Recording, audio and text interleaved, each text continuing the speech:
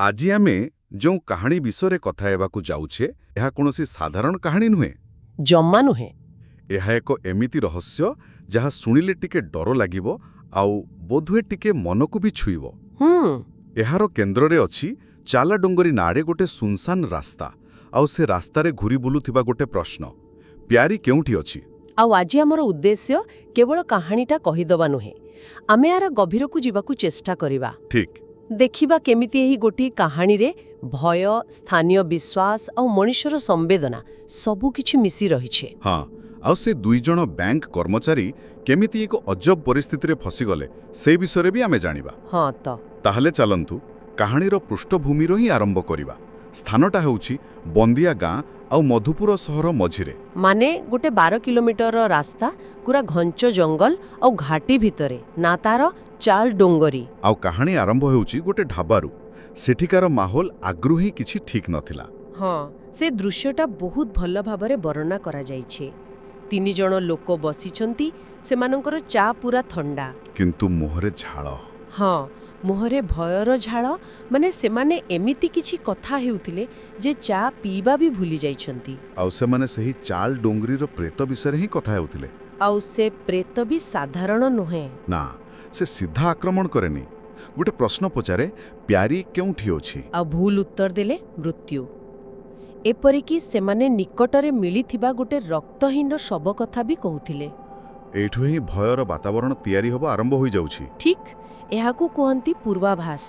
ଆଗକୁ କ'ଣ ବିପଦ ଆସିବ ତାର ଗୋଟେ ଇସାରା ଦିଆଯାଉଛି। ଆଉ ଠିକ୍ ସେତିକିବେଳେ ସେଠି ପହଞ୍ଚୁଛନ୍ତି କାହାଣୀର 2 ମୁଖ୍ୟ ଚରିତ୍ର, ଅଭିଷେକ ଆଉ ରମଣା। ହଁ, 2 ଜଣ ନୂଆ ବ୍ୟାଙ୍କ କର୍ମଚାରୀ, ସରକାରୀ କାମରେ ବନ୍ଦିଆ ଗାଁ ଯିବାର ଅଛି। ଆଉ ସେମାନେ ରାସ୍ତା ପଚାରିଦେଲେ। ଆଉ ଢାବାବାଲାର ପ୍ରତିକ୍ରିୟା? କିନ୍ତୁ ଗୋଟେ ମିନିଟ୍, ଢାବାବାଲା ତ ସଫା ସଫା ମନା କରୁଥିଲା।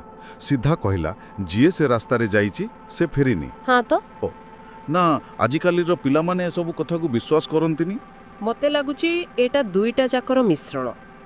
ଗୋଟେ ପଟେ ସରକାରୀ ଚାକିରି, ଉପରୁ ଅର୍ଡର ଅଛି। ଆଚ୍ଛା। ଆଉ ଅନ୍ୟ ପଟେ ସହରରେ ବଢ଼ିଥିବା ପିଲାଙ୍କର ଏକ ସ୍ୱାଭାବିକ ସଂଶୟ। ଭାବିଥିବେ ଏମିତି ଗାଉଁଲି କଥା। ହଁ, ହୋଇପାରେ। ଆଉ ଢାବାବାଲା ଗୋଟେ କଥା କହିଥିଲା ଯାହା ବହୁତ ଗୁରୁତ୍ୱପୂର୍ଣ୍ଣ, ଯିବା ବେଳେ କିଛି ହୁଏନି, ଫେରିବା ବେଳେ ହିଁ ସବୁ ଗଡ଼ବଡ଼ ହୁଏ। ଠିକ୍।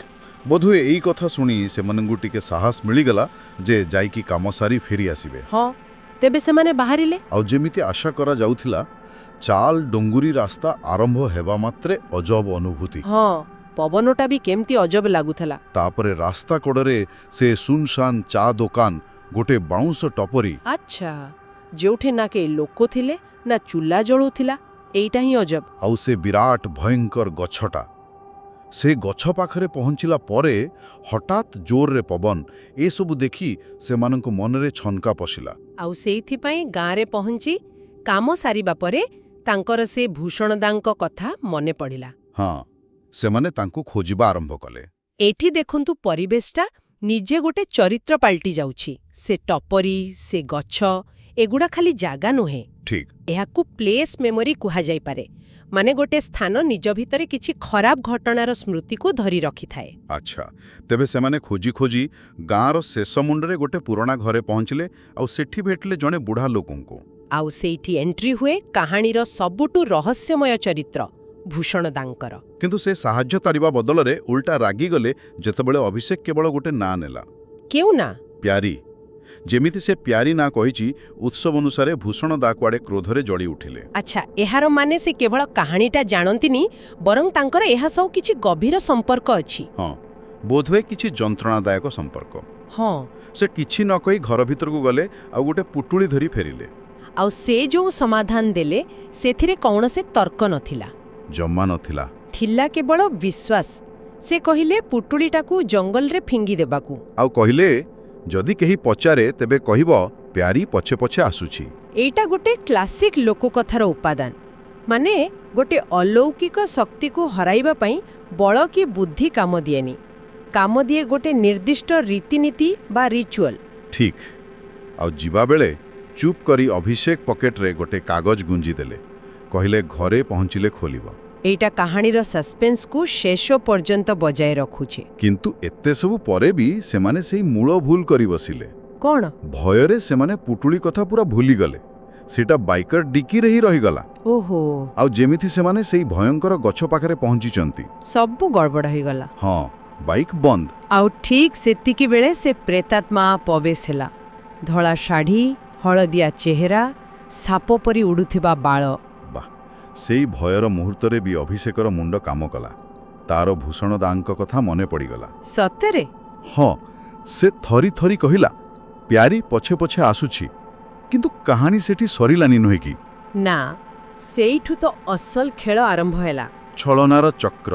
ହଁ, ଟାଇମ୍ ଲୁପ୍। ସେମାନେ ଯେତେ ଆଗକୁ ଗଲେ ବି ଘୁରି ଫେରି ପୁଣି ସେଇ ଗଛ ପାଖରେ ପହଞ୍ଚୁଛନ୍ତି। ଆଚ୍ଛା। ଏହା ଚରିତ୍ରମାନଙ୍କର ଅସହାୟତାକୁ ଦେଖାଏ। ଲାଗେ ଯେ ସେମାନେ ସମୟ ଆଉ ସ୍ଥାନର ନିୟମ ଭିତରେ ଫସି ଯାଇଛନ୍ତି। ଆଉ ଏହି ଲୁପ୍ ଭିତରେ ଘଟଣା ଆହୁରି ଭୟଙ୍କର ହେଲା। ହଠାତ୍ ଅଭିଷେକ ଦେଖିଲା ତା ପଛରେ ରମଣ ନାହିଁ। ସତରେ? ସେ ଗାୟବ ହୋଇଯାଇଛି। ଭାବନ୍ତୁ ଥରେ, ଏକା ସେହି ଜଙ୍ଗଲରେ ଅଭିଷେକର ଅବସ୍ଥା କ'ଣ ହୋଇଥିବ? ଏହି ସମୟରେ ହିଁ ତାର ପୁଟୁଳି କଥା ମନେ ପଡ଼ିଲା। ସେ ବୁଝିଗଲା ଯେ ସେମାନେ ରୀତିନୀତି ପାଳନ କରିବାରେ କିଛି ଭୁଲ କରିଛନ୍ତି। ବାଃ, କିନ୍ତୁ ସାହସ ଅଛି ତାର। ରମଣକୁ ହରାଇବା ପରେ ବି ସେ ପୁଣି ସେଇ ଗଛ ପାଖକୁ ଫେରିଲା। ଆଚ୍ଛା। ଡିକିରୁ ପୁଟୁଳିଟା ବାହାର କରି ଗଛ ତଳେ ଫିଙ୍ଗି କ୍ଷମା ମାଗିଲା। ଆଉ ତାପରେ? ଆଉ ଚମତ୍କାର ଭଳି ସେ ଦେଖିଲା ରମଣ ଠିକ୍ ତା ସାମ୍ନାରେ ଛିଡ଼ା ହୋଇଅଛି। କିନ୍ତୁ ରମଣକୁ କିଛି ମନେ ନଥିଲା। ଆଚ୍ଛା, ଏହାର ମାନେ ସେ ବୋଧହୁଏ ଗୋଟେ ଅଲଗା ବାସ୍ତବତାକୁ ଚାଲି ଯାଇଥିଲା, ଯେଉଁଠିକାର ସ୍ମୃତି ତା ସହିତ ଫେରିଲାନି। ହଁ, ଏହାପରେ ସେମାନେ ସେଠୁ ମୁକୁଳିଲେ ଆଉ ଶେଷରେ ମଧୁପୁରେ ନିଜ ଘରେ ପହଞ୍ଚିଲେ। କିନ୍ତୁ ମୂଳ ପ୍ରଶ୍ନ ଏବେ ବି ବାକି ଅଛି, ଏସବୁ କାହିଁକି ହେଲା? ଠିକ୍, ପ୍ୟାରୀ କିଏ ଆଉ ସେ ପ୍ରେତାତ୍ମା ତାକୁ କାହିଁକି ଖୋଜୁଛି? ଏହାର ଉତ୍ତର ସେଇ କାଗଜ ଖଣ୍ଡରେ ଥିଲା ନିଶ୍ଚୟ। ହଁ, ଅଭିଷେକ ଯେତେବେଳେ ସେ ଚିଠି ପଢ଼ିଲା, ସବୁ ରହସ୍ୟ ଉପରୁ ପର୍ଦ୍ଦା ହଟିଗଲା। କ'ଣ ଥିଲା ସେଥିରେ? ପାଖାପାଖି 5 ବର୍ଷ ତଳେ ସେଇ ଗଛରେ ଗୋଟେ ବସ୍ ଦୁର୍ଘଟଣା ହୋଇଥିଲା। ଆଚ୍ଛା। ସେଥିରେ ଜଣେ ମାର ମୃତ୍ୟୁ ହୋଇଥିଲା ଆଉ ତା ଝିଅ ପ୍ୟାରୀର ମଧ୍ୟ ପରେ ହସ୍ପିଟାଲରେ ମୃତ୍ୟୁ ହୋଇଥିଲା। ଓହୋ, ତେବେ ସେ ପ୍ରେତାତ୍ମା ଜଣେ ଦୁଃଖିନୀ ମା। ହଁ, କୌଣସି ଦୁଷ୍ଟ ଆତ୍ମା ନୁହେଁ। ସେ ଆଜି ବି ନିଜ ଝିଅକୁ ସେଠି ଖୋଜୁଛି। ଏଇ କଥାଟା କାହିଣୀର ଦିଗକୁ ପୁରା ବଦଳାଇ ଦେଉଛି। ଠିକ୍, ଭୟ ବଦଳରେ ଏବେ କରୁଣା ଆସୁଛି। ଆଉ ଚିଠିରେ ଆହୁରି କିଛି ଥିଲା କି? ହଁ, ଲେଖା ଥିଲା, ଯିଏ କୁହେ ସେ ପ୍ୟାରୀକୁ ଜାଣିନି, ସେ ଆତ୍ମା ତାକୁ ମାରିଦିଏ। ଏହା ପଛର ମନୋବିଜ୍ଞାନକୁ ବୁଝିବା ଦରକାର। ଜଣେ ମା ପାଇଁ ତା ପିଲା ହିଁ ତାର ଦୁନିଆ। ଯଦି କେହି ତା ଝିଅର ଅସ୍ତିତ୍ୱକୁ ହିଁ ମନା କରିଦିଏ, ତେବେ ଏହା ସେ ମାର କଷ୍ଟକୁ ଆହୁରି ବଢ଼ାଇ ଦେଉଥିମା। ହଁ ତ। ତାର କ୍ରୋଧ, ମାନେ ତାର ଅସୀମ ଦୁଃଖର ହିଁ ପ୍ରତିଫଳନ। ଆଉ ସେ ପୁଟୁଳିର ରହସ୍ୟ? ହଁ, ସେଇଟା କ'ଣ ଥିଲା? ଭୂଷଣଦା ଲେଖିଥିଲେ ଯେ ସେଠି ଆହୁରି ଅନେକ ଅତୃପ୍ତ ଆତ୍ମା ଅଛନ୍ତି, ଯେଉଁମାନେ ରାସ୍ତା ଭୁଲାଇ ଦିଅନ୍ତି। ସେମାନଙ୍କୁ ଶାନ୍ତ କରିବା ପାଇଁ ପୁଟୁଳିରେ ମାଂସ ବା ମାଛ ଖଣ୍ଡ ଦିଆଯାଏ। ଆଚ୍ଛା, ଏହା ପଛରେ ଗୋଟେ ଗଭୀର ସାଂସ୍କୃତିକ ବିଶ୍ୱାସ ଅଛି। ଆମ ଲୋକକଥାରେ ଏମିତି ଅଛି ଯେ କିଛି ଅଶରୀରୀଙ୍କୁ ଶାନ୍ତ କରିବା ପାଇଁ ଆମିଷ ଭୋଗ ଦିଆଯାଏ। ଓଃ, ସେଥିପାଇଁ ଭୂଷଣଦା ନିଜ ଚା ଦୋକାନ ସେଠି ଉଠାଇ ଦେଇଥିଲେ? ହଁ, ଠିକ୍ ସେଥିପାଇଁ। ତେବେ ଏହି ସମଗ୍ର ଆଲୋଚନାରୁ ଏହା ସ୍ପଷ୍ଟ ଯେ ଏଇଟା ଖାଲି ଗୋଟେ ଭୂତ କାହାଣୀ ନୁହେଁ।